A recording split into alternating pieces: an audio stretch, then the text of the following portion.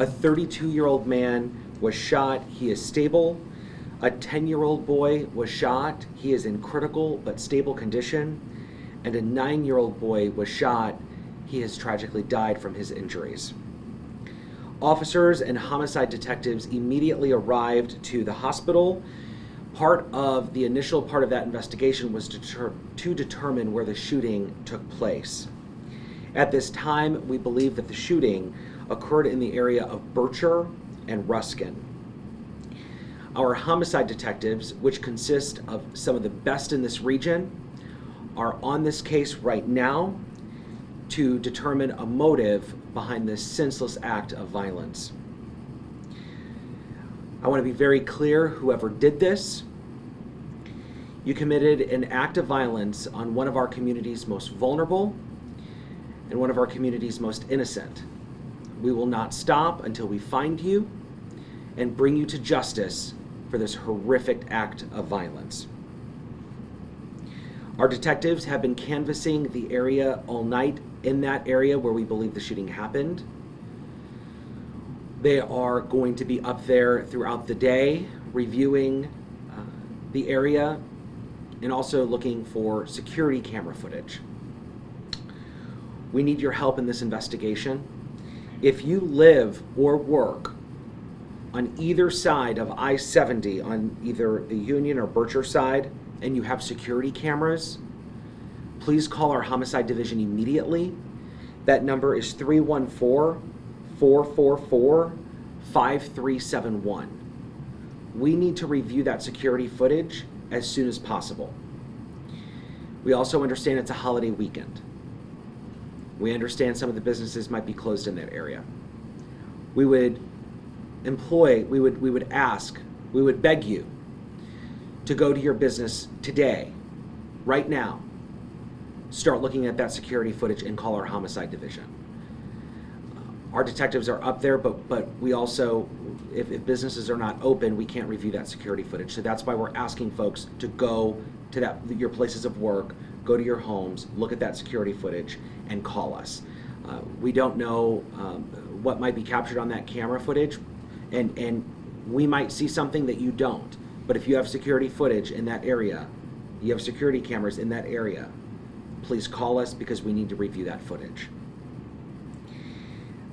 I would also ask that anybody that might have information about what happened, or maybe they've heard what's happened, to call our homicide division. You can also call Crime Stoppers and remain anonymous for any information that leads to this arrest. That number is 866-371-TIPS. We say this time and time again, but I'm going to reiterate it because I think our community needs to hear it right now, and that is that we cannot solve crime alone. We cannot police our way into finding bad guys. It takes the community's help. And the community has come forward time and time again to help bring bad people to justice and to put them behind bars. We're going to need your help this time. And if you know anything, if you've heard anything, if you suspect anything, please call Crime Stoppers. That's the prepared update. Do you have any questions? Mitch, do we know if there's a relationship between the 32-year-old, the 10-year-old, and the deceased at this time? We believe that it's a family. Anything else? Based off of any conversations had thus far with victims, do we know if there may be a motive or anything like that? Our detectives right now are working to determine a motive. Of course, that's going to be the first part of the investigation, was determining where the shooting happened. We've narrowed that down. We think we have a good spot. Now it's looking for the motive and finding whoever did this. You know, this is a holiday weekend, as you mentioned, and we've seen a united front with city leaders and organizers across our city all week long. How is St. Louis Police and the city dividing its time to make sure that crime is not happening on our streets while we're still attending to this very critical response right now? Well, it's a measured approach. I think that when you look at the strategic plans that we've put in place as a police department, you're seeing effective policing. I know that this was just shared on our social media accounts, but we caught looters right in the act last night. Those pictures are on our Facebook page. We have arrested 3 adults and 1 juvenile. They were stealing alcohol from Desso's Market up on North Taylor. It means that our community is not standing for this. And these individuals here, they don't even live in St. Louis. And so we ended up taking them into custody. But you also see our police officers handling the area and policing the area and protecting our residents in the area that has been affected by the tornado. But you also see a group of officers and detectives working this homicide. And that means that we are deploying our resources in an effective way. And I think that as you see continued arrests related to copper theft and people that are trying to prey on our community when it's most vulnerable, you will see that we have deployed our resources in an adequate and an effective way. Mitch, you asked about security footage. I mean, do you have any sense, did this happen outside? Did this happen in a residence? Where did the shooting happen? We do believe that it happened outside and that the vehicle was fired upon. So they were in a vehicle? They were in a vehicle. And you said that you believe it's family. Is the 32-year-old father of the children? Do you know? I don't know the exact relationships, but everything we've been told, we believe that it's a family that was in that vehicle when the shooting happened. Any idea when you might release the names of victims? Or? Not yet. I mean, we're 14 hours into this. We want to give the family some time. I mean, this is obviously very tragic, and they are still in shock. Possibly tomorrow or Tuesday we'll release the 9-year-old's name. What was the intersection again? I-70 and Bircher, and what was the other road? Yeah, so we believe that the shooting actually happened at Bircher and Ruskin. Ruskin. There are, Interstate 70 is right nearby. Okay. So we're asking anybody that lives or works on either side of I-70, either Union or Bircher, in that area, if they have security camera footage, to call our homicide division. But we believe the shooting itself happened in the area of Bircher and Ruskin, which is a residential street, or residential business street. You believe suspects may have fled in a vehicle? We do believe that the suspect was in a vehicle, yes. Are we looking for one suspect or multiple suspects at this time? That's unclear at this point. Just for sake of accurate reporting this Sure. week, can you clarify the number of deaths directly from the storm and any that have occurred afterward as a result of it? I saw your guys' email. We're working right now to determine who's going to be responsible for sharing that.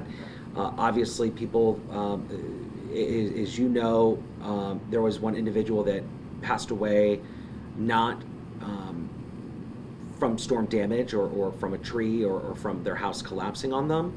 It was appeared to be medical in nature. We are working right now, Beverly, along with the fire department, to determine which appropriate agency is responsible for releasing that information. Anything else you could give us about the looters last night? Do you know? Yeah, we got a call around 11:40 for a group of individuals that were burglarizing or looting the market right there. Officers arrived. We quickly took individuals into custody, 3 adults, 1 juvenile, that were stealing alcohol from the business, and we brought them to justice. We've arrested them, and we have shared this warning time and time again that looting and preying on our community when it's vulnerable will absolutely not be tolerated. We will throw the full force and weight of this police department into holding you accountable. That has happened time and time again. If you come to St. Louis and you look to victimize people that have already been impacted, you will be held accountable.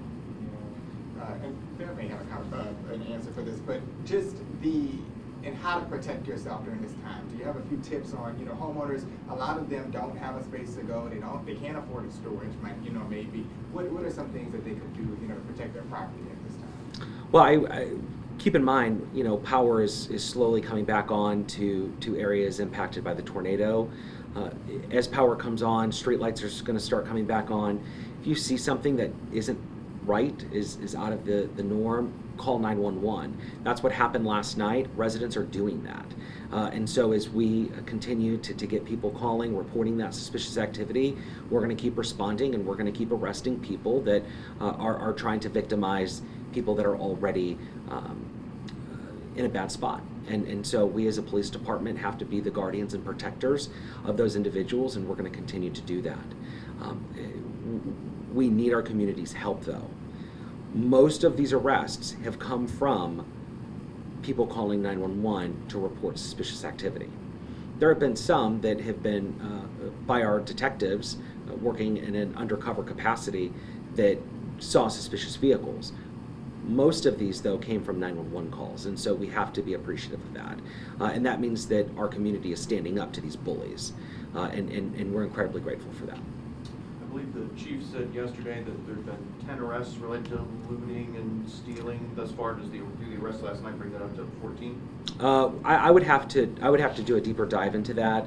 But when it comes to looting itself, that's a pretty loose word, because at the end of the day,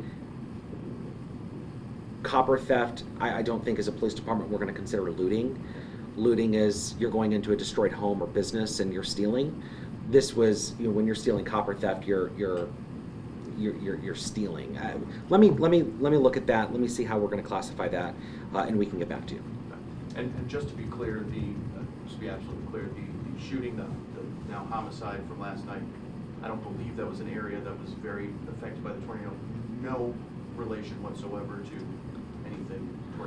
The shooting did not happen in a tornado-affected area. Okay.